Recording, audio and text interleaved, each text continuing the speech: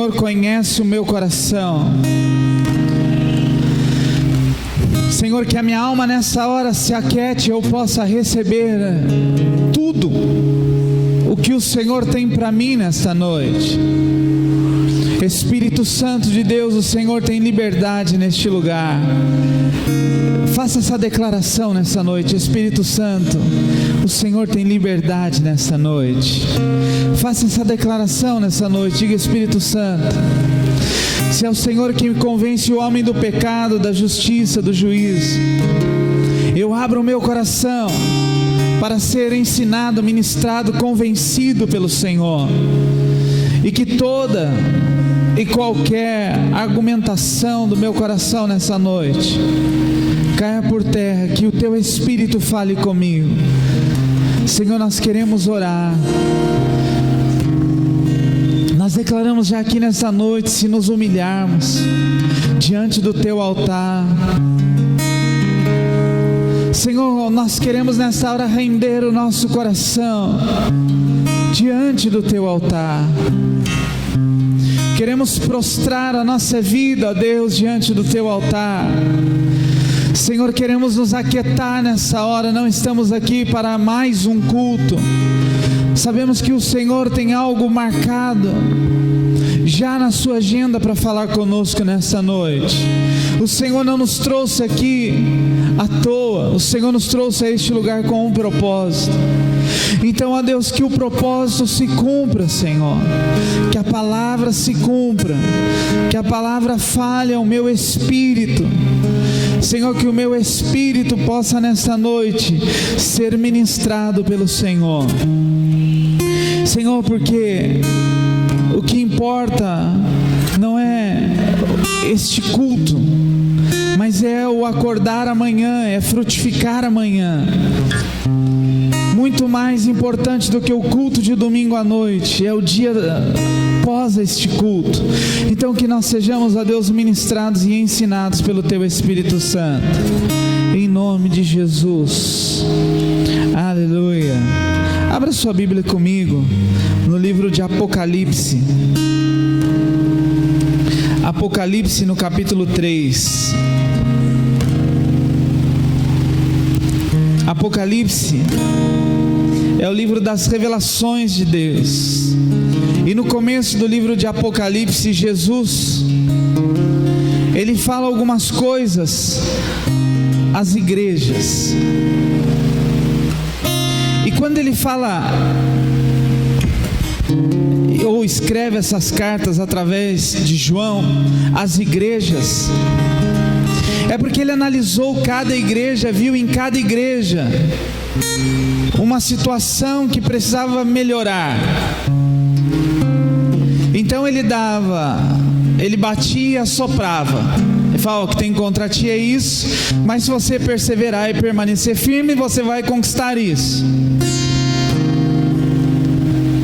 E eu quero ler nessa noite Apocalipse 3.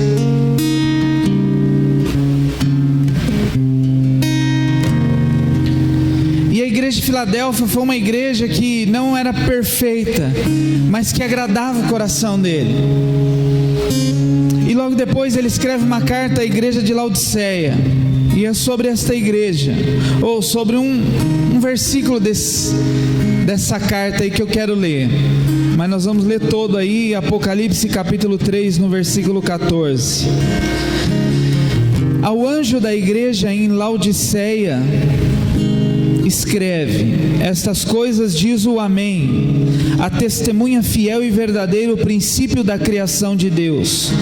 Conheço as tuas obras, que nem és frio nem quente. Quem dera fosses frio ou quente. Assim, porque és morno, e nem é quente nem é frio, estou a ponto de vomitar-te da minha boca. Pois dizes: estou rico e abastado e não preciso de coisa nenhuma, e nem sabes que tu és infeliz, sim, miserável, pobre, cego e nu. Aconselho-te que de mim compres ouro refinado pelo fogo, para te enriqueceres, vestiduras brancas para te vestires, a fim de que não seja manifesta a vergonha da tua nudez, e colírio para ungir os teus olhos, a fim de que vejas. Eu repreendo e disciplino a quantos amo. Sê, pois, zeloso e se arrependa. Eis que estou à porta e bato. Se alguém ouvir a minha voz e abrir a porta, entrarei em sua casa e cearei com ele e ele comigo. Ao vencedor dar-lhe-ei sentar-se comigo no meu trono, assim como também eu venci e me sentei com meu Pai no seu trono. Quem tem ouvidos, ouça o que o Espírito diz às igrejas. Então Jesus, ele chama a igreja de Laodiceia para uma responsabilidade. Ele fala: olha, o que eu tenho contra você eu vou falar. E é interessante que esses dias eu estava ouvindo uma ministração que o pastor, ele dizia que Jesus, ele falava algumas verdades na cara das pessoas. Mas é interessante que Jesus nunca mandou recado. Dificilmente você vai ver na Bíblia Jesus falando de alguém sem aquele alguém presente. Dificilmente você vai ver Jesus falando de uma pessoa sem que aquela pessoa estivesse presente no local. Sempre que Jesus tinha que falar alguma coisa a respeito de uma falha, ou de um defeito, ou de uma repreensão na vida de alguém, ele chamava esse alguém. Vem cá, preciso ter uma conversa com você. Os fariseus o cercavam, ele olhava para os fariseus e ele falava o quê? Raça de víboras, hipócritas, bando de falso. Ele não falava assim para os discípulos: vai lá e avisa os fariseus que eu acho isso deles. Não é só, vem aqui, não tem WhatsApp comigo não, vem olhar no meu olho que eu vou falar na sua cara.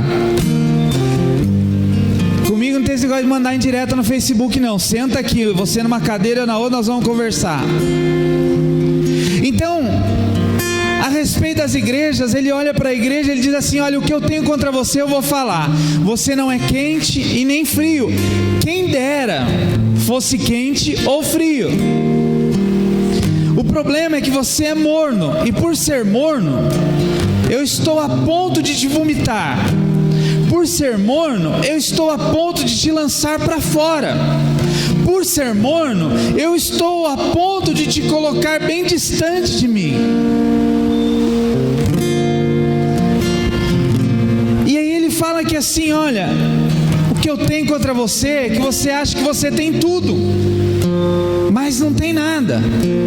E aí depois de toda a repreensão, ele fala: olha, ao que vencer, vou te abençoar. Mas eu quero falar nessa noite a respeito da religiosidade. Esses dias Deus tem falado muito comigo a respeito disso, e você já deve ter ouvido alguém dizer a respeito desta palavra, religiosidade. Ah, o fulano ora sentado porque é muita religiosidade. Ah, não sei o que, é muita religiosidade. Quem já ouviu ou já falou alguma vez isso? Ah, tem que ir no culto do domingo, isso é pura religiosidade. Ah, tem que vestir tal roupa para ir à igreja, isso é pura religiosidade. Mas aí, se formos perguntar para a grande maioria das pessoas que dizem a palavra religiosidade, poucas pessoas sabem realmente o que significa. Na verdade, elas papagaiam aquilo que outros dizem, ou elas dizem porque já se tornou um jargão. Ah, orar de joelho é religiosidade, ir no culto todo domingo é religiosidade, levar a Bíblia para a igreja é religiosidade. Mas quando nós falamos a respeito de religiosidade, nós precisamos entender primeiro o que é ser religioso. E antes de entender o que é ser religioso, nós precisamos entender o que é religião. Porque a palavra religiosidade, ela vem lá da palavra religião. E muitas pessoas, elas dizem que religião vem do latim religare, que é religar o homem a Deus. Em pontos em alguns pontos nós podemos dizer que religião é o homem se religando novamente a Deus. Mas na verdade, a palavra religião, ela abrange muito mais do que ligar somente o homem de novo a Deus. A palavra religião ela está ligada mais em visões de mundo diferente. Ela está mais ligada a conceitos e a culturas que os liguem a uma espiritualidade. Porque dizer que religião é ligar a Deus, nós limitaríamos muito o que é religião. Esses dias eu vi um cara com uma camisa de um time de futebol e ele batia no peito e falava: essa aqui é minha religião. Ele estava ligado a um demônio. Não vou nem falar que time que é. É um encosto. Aí ele batia no peito: esta é minha religião, sou fiel à minha religião. Tá uma fiel capeta. Mas, ou seja, religião não é somente religar-se a Deus, mas o conceito mais abrangente de religião é religar a um ponto de espiritualidade. Porque aquele que pratica o islamismo, ele diz que ele também é religioso. Aquele que pratica o espiritismo, ele diz que ele é religioso, que é a sua religião. E aí nós começamos então a debater quais são as nossas religiões, né? Quantas pessoas perguntam para você, ou já perguntaram, qual a sua religião? E aí nós, por um conceito que foi colocado dentro de nós desde criança, falamos: a nossa religião eu sou crente, sou evangélico. Aí o outro diz: a minha religião é o catolicismo, o espiritismo.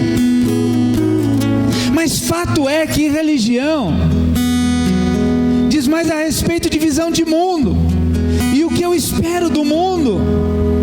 Então, a visão que eu tenho de mundo e o que eu espero dele, eu vou me ligar a quem eu acredito que pode solucionar os meus problemas. Então, aquela será a minha religião. Eu me lembro uma vez, uma entrevista no Jô Soares, a Baby do Brasil, Baby Consuelo. Ela disse que o Jô Soares perguntou para ela por que ela tinha se convertido ao Evangelho. Ela disse: olha, eu já procurei Deus em todos os lugares que você possa imaginar, em todas as religiões que você possa imaginar, mas eu só tive um encontro verdadeiro com Deus um dia que eu sonhei que eu estava aos pés de uma cruz e era jorrado sangue sobre a minha cabeça, e que eu entendi que o único que poderia fazer algo por mim era Jesus Cristo. É mais ou menos assim o testemunho dela. Então, religião fala a respeito daquele que eu acredito que pode solucionar os meus problemas. O religioso é aquele que pratica essa religião. É aquele que acha que por alguns ritos ou por alguns rituais vai conseguir alcançar o coração daquele para o qual ele está prestando adoração. Então nós estamos aqui nessa noite para agradar o coração do Pai. Amém? Quem está comigo, diga amém, irmãos. Mas nesta hora está tendo missas, reuniões de outras religiões, que as pessoas estão reunidas também, buscando atingir o coração daqueles a quem eles creem que pode solucionar os problemas deles. E religiosidade é a mentalidade da pessoa que acha que fazendo a mesma coisa sempre, ela vai ter resultados diferentes. Viver uma vida de religiosidade é eu colocar a minha vida dentro de uma caixa ou dentro de um quadrado, achando que eu fazendo sempre aquelas coisas, daquele mesmo jeito, eu vou atingir o coração daquele que eu tenho que atingir. Então, quando nós falamos a respeito do que é religiosidade, o resumo de religiosidade é fazer as mesmas coisas sempre, esperando resultados diferentes. Isso é religiosidade. Talvez você já tenha dito nas expressões do seu dia a dia assim: fulano tem que tomar o seu remédio religiosamente. Já disse? Já usou essa expressão? Ou seja, sempre no mesmo horário, daquela mesma forma. Se ele vai tomar o comprimido com suco de laranja, alguém olha para ele e fala: não pode. Por que não pode? Não, porque comprimido tem que ser tomado com água. Uma vez eu fui tomar um comprimido com Coca-Cola. Não lembro quem foi, a gente estava num retiro de casais. E aí seguraram na mão assim: não, de jeito nenhum, não faz isso. O comprimido se toma somente com água. A coca vai cortar o efeito do comprimido. Sério, sim. Aí eu olhei na mesa de um médico, que ele que estava ministrando nesse encontro de casais. A esposa dele tomava acho que uns 15 comprimidos. Sem exagero. Não sei se minha esposa vai lembrar, mas sem exagero ela tomava de 10 a 15 comprimidos. Então ela sentava na mesa na hora do almoço e ela colocava assim, enfileiradinho. Aí eu fiquei olhando para ela tomou com soda. Aí eu vi pra pessoa: mas por que a esposa do médico lá toma com soda? Ele não fala nada, sai daqui, ó. Ou seja, nós estamos acostumados a fazer as coisas do mesmo jeito e achamos que se mudarmos um pouquinho o jeito de fazer, nós não conseguiremos atingir o objetivo. Então isto é viver uma vida de religiosidade. Viver uma vida de religiosidade é eu achar que eu preciso fazer sempre as coisas do mesmo jeito, que eu vou atingir resultados diferentes, e não. Então foi isso que Jesus ele estava falando à igreja de Laodiceia. Nas entrelinhas do quente ou frio, ele estava dizendo assim: olha, antes fosse frio, ou seja, não fizesse nada. Melhor que fosse quente, fizesse as coisas com um fervor, com uma ardência no coração. O problema que eu tenho contra vocês é que vocês são mornos. Fazem as coisas sempre do mesmo jeitinho, achando que estão atingindo o coração do Pai, e não estão.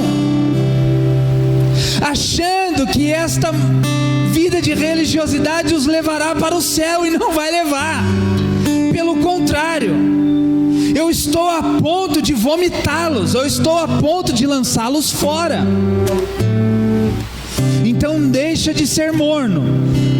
Ou mete o pé na jaca de vez. Isso aqui é na versão contextualizada do dia de hoje. Jesus falando para eles assim, ou mete o pé na jaca de vez, vai pro mundo e se arrebenta. Pelo menos você sabe que você vai pro inferno, você está consciente disso. Ou seja, no linguajar pentecostal, um crente pentecostal, um crente do fogo de Deus. Mas o que eu não quero que você seja é um crente que aí sim vive uma vida de religiosidade, achando que vir ao culto aos domingos, às quintas, às terças, às quartas, isso te levará para o céu. E uma das coisas que Jesus ele tinha contra os fariseus é que eles eram extremamente religiosos. Eles tinham uma vida de extrema religiosidade. Eles viviam uma vida dentro de uma caixa que não podia nem se desviar para a direita nem para a esquerda. Tinha que ser muito rigoroso naquilo que eles faziam. E aí Jesus disse assim: isso é lei. Vocês estão debaixo da lei. É bom cumprir a lei? É bom, mas ela não pode te limitar. Por isso que hoje nós vivemos debaixo da graça de Deus. Aleluia! Nós temos a lei como trilho, mas nosso destino, ele é direcionado pelo Senhor dos Senhores e Rei dos Reis. Está me entendendo? Então diga assim para a pessoa que está do teu lado: chega de religiosidade, irmão. Abra sua Bíblia comigo no livro de Lucas, capítulo 18. Nós vamos ver um negócio aí muito... Lucas no capítulo 18.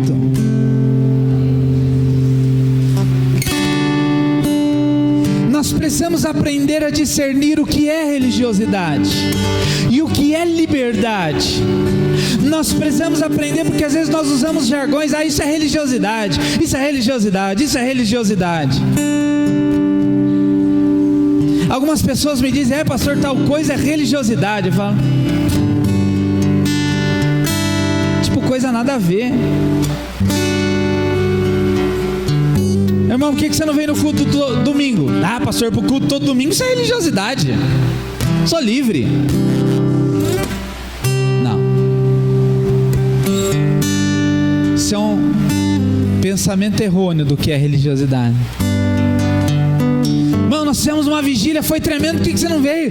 Vim na vigília todo mês, isso é religiosidade. Eu tô fora de religiosidade, sou livre. Não, isso também não é religiosidade. Porque é nesses momentos que eu vou tocar o coração do Pai. Aleluia. Mas olha o que diz aí em Lucas capítulo 18. 2 homens subiram, versículo 10. Lucas 18, 10. 2 homens subiram ao templo com o propósito de orar, um fariseu e o outro publicano.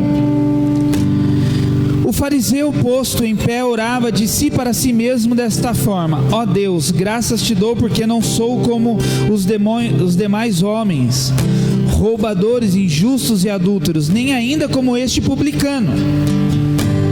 Jejuo 2 vezes por semana, dou o dízimo de tudo quanto ganho. O publicano, estando em pé, longe, não ousava nem ainda levantar os olhos ao céu, mas batia no peito, dizendo: ó Deus, se propício a mim, pecador, digo-vos que este desceu... ó Deus, se propício a mim, pecador, digo-vos que este desceu justificado para a sua casa e não aquele, porque todo o que se exalta será humilhado, mas o que se humilha será exaltado. Ou seja, toda religiosidade nos leva a um mecanismo de obrigatoriedade. Eu faço porque eu sou obrigado. Religiosidade, ela me leva a este mecanismo de que tudo é obrigado. Por que você dizima? Porque eu sou obrigado.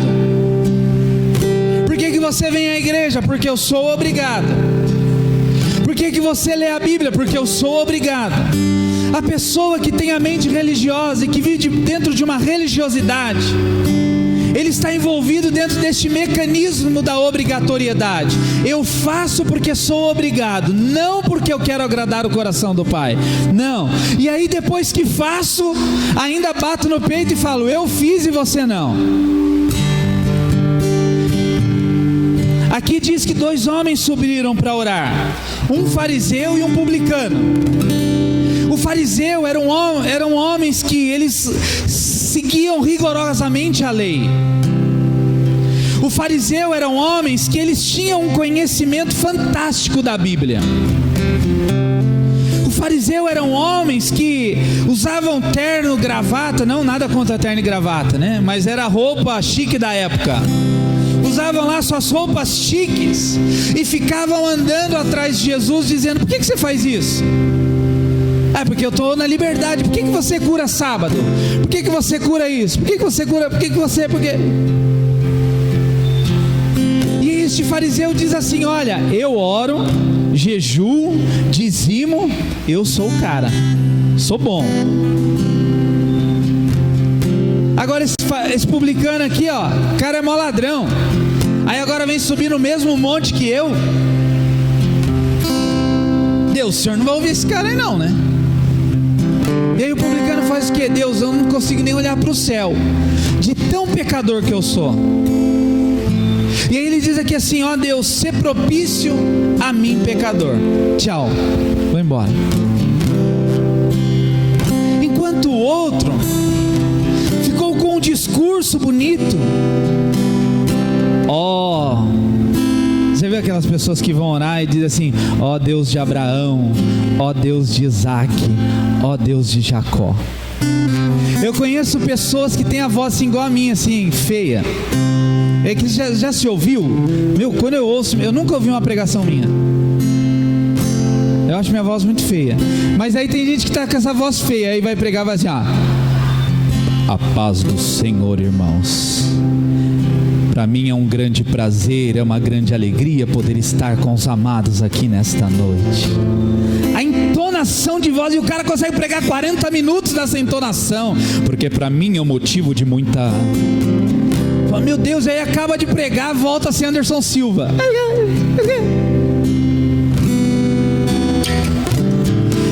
Então, aquela pessoa que pratica a religiosidade, ele está tão preso ao mecanismo da obrigatoriedade, que ele acha que para agradar a Deus, ele precisa impostar uma voz.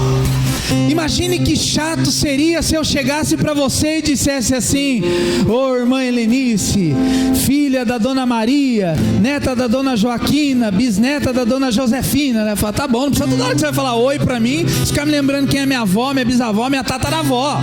Tá bom, só falar oi já tá de bom tamanho. Imagine toda hora que nós vamos orar: ó Deus de Abraão, ó Deus de Isaac, ó Deus, eu já sei que eu sou, fica tranquilo. Vamos lá, o que você quer?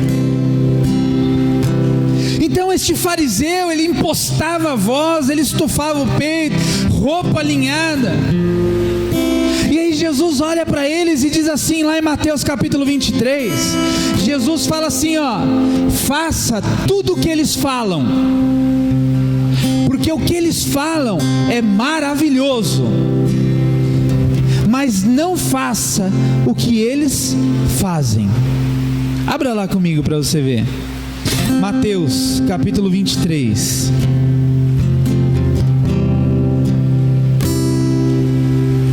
Diga para o irmão do seu lado assim: show religiosidade.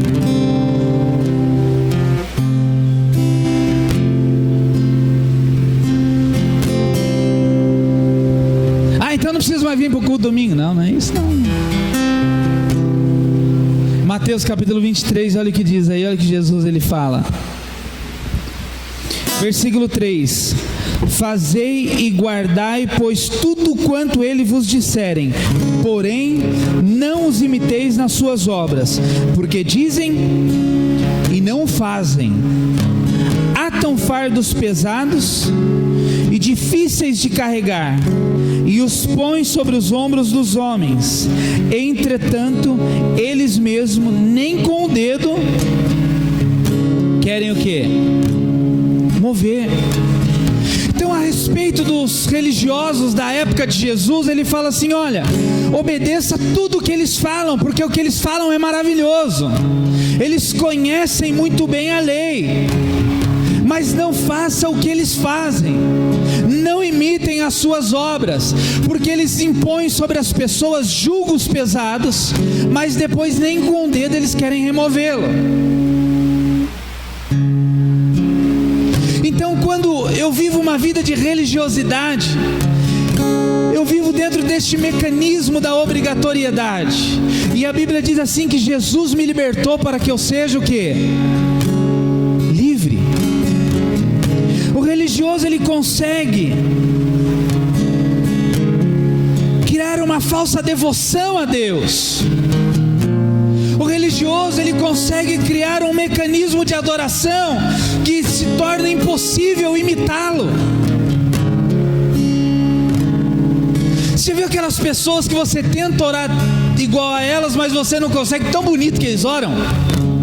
Você fala assim: meu Deus, eu tinha medo de orar em público, porque tinha as pessoas que faziam uma oração tão bonita, que eu falava: Deus, eu preciso primeiro fazer um curso de oratória, eu preciso ser mais eloquente para eu poder falar com o Senhor. Porque do jeito que essas pessoas aqui estão orando, dificilmente eu preciso terminar 4 anos de teologia para depois conseguir orar como eles oram. Por quê? Porque o religioso, ele cria essa falsa devoção, ou seja, ele acha que palavras bonitas movem o coração de Deus. Diga assim comigo: palavras bonitas não movem o coração de Deus, assim como lágrimas não calam o diabo.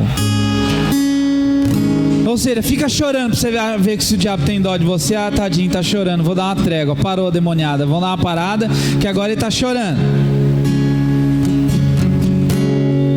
E não acha então que palavras bonitas, porque nós lemos lá em Apocalipse que Jesus fala à igreja de Laodiceia o quê? Conheço o quê? As tuas palavras bonitas. Foi isso que ele diz lá, irmão? Conheço o quê? As tuas obras. Não me lembro muitas vezes nem do que você me disse, mas o que você faz marca para a eternidade. Talvez o que você diz é esquecido amanhã, mas o que você é e o que você se move a fazer para Deus e por meio de Deus, isso é para toda a eternidade. Aleluia. Talvez eu não vou me lembrar de algumas coisas que você me disse, mas eu vou me lembrar para sempre quem você é.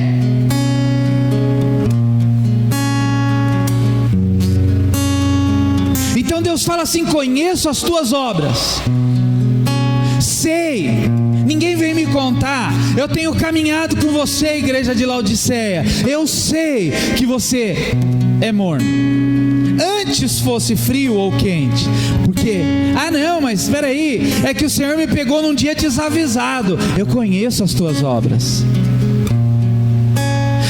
Uma vida de religiosidade é criar esta falsa devoção a Deus, achando que as minhas palavras bonitas vão mover o coração de Deus, achando que o meu dízimo alto vai mover o coração de Deus, achando que o tanto que eu trabalho na obra vai mover o coração de Deus, achando que os dinheiros que eu dou nos semáforos da vida, ou as cestas básicas que eu distribuo para os pobres, vai mover o coração de Deus. Nada disso move o coração de Deus. Isso é fruto de religiosidade, de uma falsa devoção a Deus.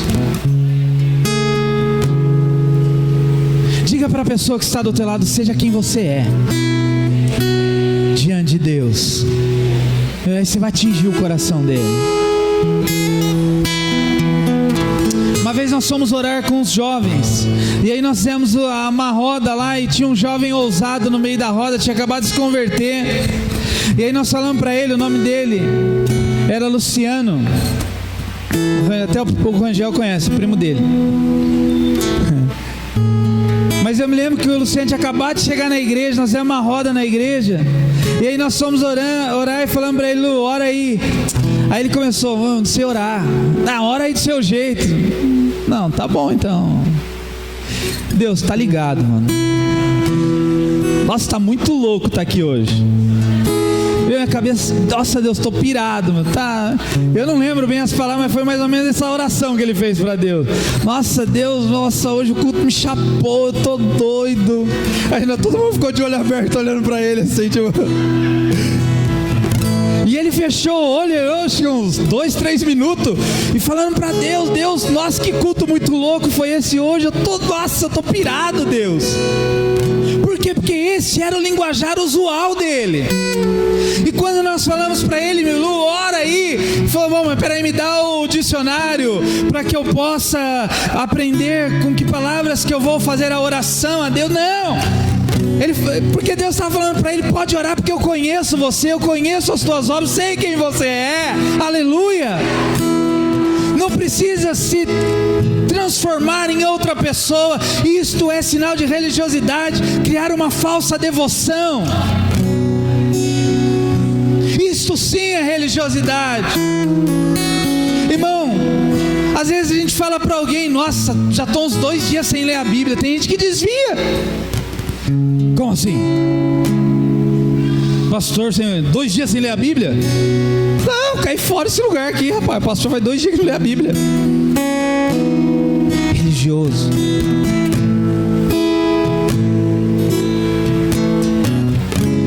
O religioso, ele não sabe o que significa misericórdia.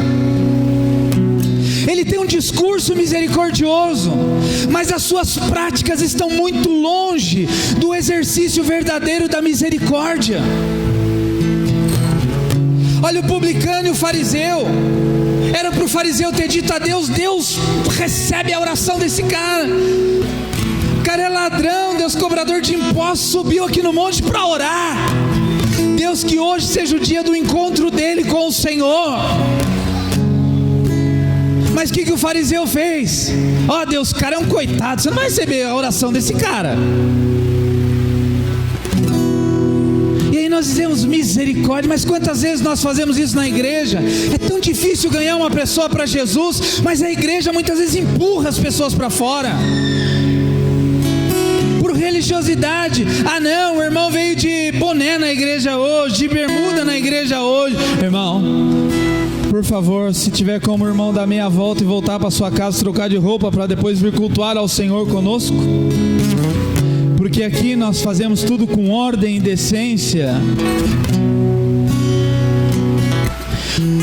O religioso, ele tem um discurso misericordioso, mas as suas práticas estão longe desta verdade. Sabe o que é misericórdia? Misericórdia é você pegar a miséria do outro e colocar dentro do seu coração. Porque é fácil a gente falar para o outro que nós sentimos o que ele está sentindo, mas nós não estamos na pele dele. Nós temos um discurso bonito quando vamos no velório. Eu sei que você está passando. Não sabe nada quem está passando é aquela pessoa no momento. Ah, mas eu já passei uma situação semelhante, mas não igual. Eu sempre falo isso, né? Que o calo do meu dedinho dói muito mais sem infarto, porque é a minha dor. Então o religioso, ele não consegue pegar a miséria do outro e colocar no seu coração. Mas porque ele foi ensinado, ele foi criado, ele aprendeu dentro de uma cultura que ele tem que ser rígido, que ele tem que ser duro, que é um militarismo. Então ele trata todo mundo assim. E o fariseu, ele olha para Deus e fala: Deus, olha esse cara aqui. Pô, eu tô de terno, gravata, tô aqui, fiz a barba, pintei a sobrancelha, fiz a unha para subir no monte para orar. O cara vem de chinelo de dedo, Deus. E aí você vai receber a oração dele? E aí Deus olha numa situação e diz assim: você não aprendeu nada. Não, Deus, mas já estou há 10 anos na igreja, eu sei tudo o que o Senhor quer, do jeito que o Senhor quer e como o Senhor gosta. E Deus fala: quem disse? Quem disse que eu quero assim? Quem disse que eu gosto de fazer assim? Então o religioso, ele sabe o que significa misericórdia. Ele tem um discurso misericordioso maravilhoso. Ele sabe exercer talvez o dom de misericórdia muito bem, mas ele não consegue praticar esta misericórdia.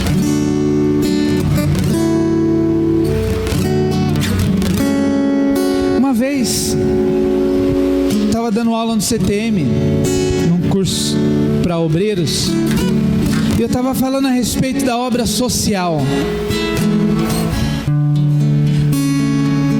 90% das pessoas, talvez um pouco até mais das pessoas, elas fazem a obra social de levar comida para mendigo na rua, para ajudar o pobre, porque elas entendem o propósito disso.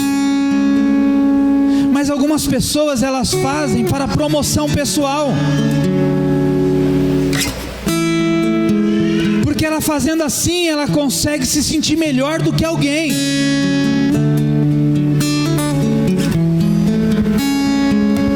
E o religioso, ele precisa fazer as coisas para se sentir bem, por promoção pessoal.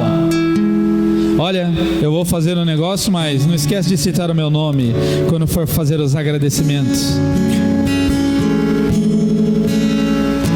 Olha, não é o caso, viu, Jimmy? O Jimmy colocou os 4 ventiladores da igreja aí, né? Depois já trocou um que estava quebrado, então 3,5 o Jimmy colocou. Mas aí o Jimmy fala assim para mim: pastor, olha, meio dia de serviço eu poderia ter cobrado uns R$80. Quanto você cobra, Jimmy, para colocar 3 ventiladores?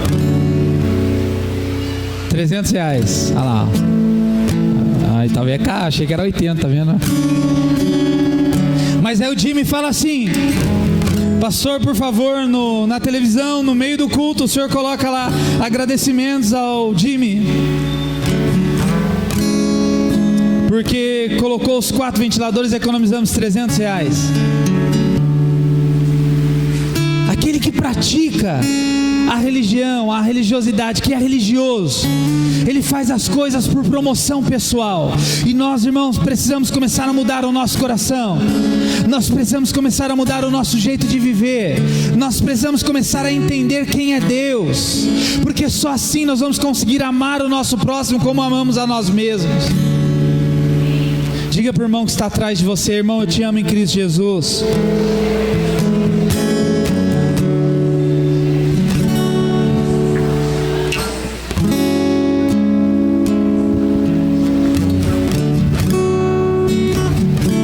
Se olhar para a vida daqueles fariseus que andavam ao lado de Jesus, eles eram homens extremamente críticos.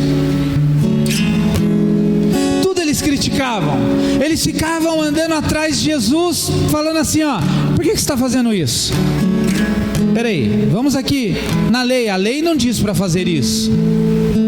E aí Jesus fala: meu, nós estamos vivendo o tempo da graça, o tempo do amor do Pai. Não, mas tem uma lei a ser seguida.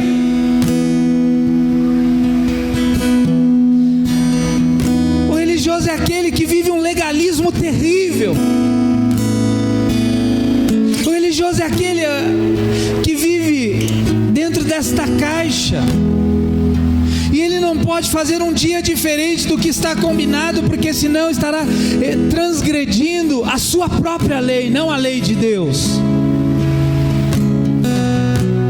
Então muitas vezes nós dizemos assim: eu estou fazendo, fulano está mandando eu fazer tal coisa por religiosidade. Será?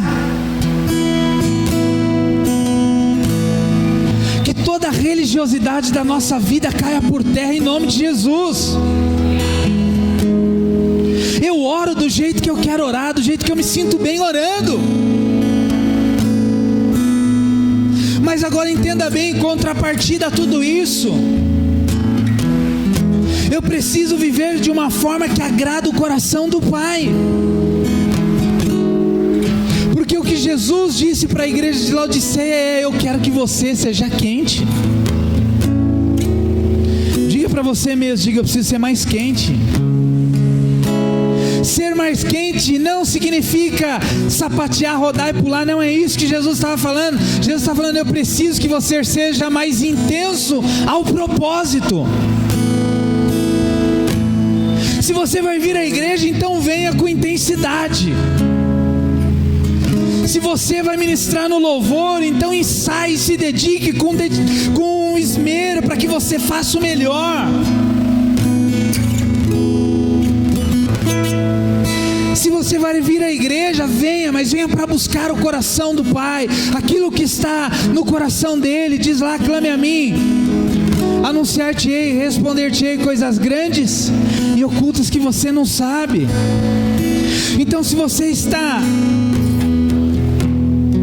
decidido a largar uma vida de religiosidade, entenda que você precisa agarrar a vida de filho. Porque ele fala assim: todos aqueles que deram a conhecer, a saber o seu nome, que declararam Jesus, são chamados filhos. São chamados de filhos. Então diga assim: eu sou filho. Diga para o irmão do seu lado: irmão, eu sou filho, irmão. Eu vou na casa do meu pai o que eu quero, marcar a hora. Eu falo o que eu quero. Já pensou se para conversar com minha mãe, com meu pai, eu tivesse protocolos? Olha, tem um horário para mim amanhã, eu preciso ir aí para a gente conversar um pouco. Nossa, mas por que está sendo tão formal? É que eu preciso, eu gosto disso, das coisas muito certinhas. Irmão, Deus quer que nós vivamos uma vida intensa na presença dEle. Uma vida fervorosa na presença dEle, mas que manifesta os princípios, os valores do reino. Amém? Que toda religiosidade, irmão, caia por terra, e que nós possamos ser filhos que manifestam o reino do Pai. Que eu venho ao culto não para cumprir um protocolo, que eu venho ao culto não para cumprir algumas regras, mas que eu venho ao culto para agradar o coração daquele a quem eu estou prestando culto. Que você venha ao culto não porque você tem que vir religiosamente todo domingo. Não, você vem ao culto porque você quer agradar ao coração daquele que te salvou. você quer conhecer os irmãos para chegar no céu, você não ficar perdido. Já chegou num lugar que você é meio estranho no ninho, você fica, né? Tá aí o Felipe e a Karen, né? Fica meio... Quem já começou a trabalhar em emprego novo sabe, né? Quando você começa a trabalhar no emprego novo, você fica lá assim, posso ir ali? Você pede quase tudo, né? A pessoa fala, pode. Eu posso ir no banheiro? Toda vez que você for no banheiro, se for me pedir, pode, o banheiro é ali. Mas por quê? Porque o novo nos deixa assustados. Então por que você vem à igreja? Para você já criar relacionamentos, para quando você chegar no céu, você se sentir em casa. Você não chegar no céu e ficar lá, não conheço ninguém aqui. Talvez você vai falar, bom, essa nuca não me é estranha. Porque tem pessoas que o máximo que tem é um relacionamento com a nuca do irmão da frente, né? Quando a gente fala, olha pro irmão que está atrás, sabe por que eu sempre falo isso? Olha pro irmão que está atrás, você mostrar que você tem um rosto, não uma nuca só. Então que nós possamos, irmão, desfrutar do templo da graça. Por que eu tenho que vir ao culto? Eu tenho que vir ao culto porque eu quero prestar um culto de adoração ao meu Pai.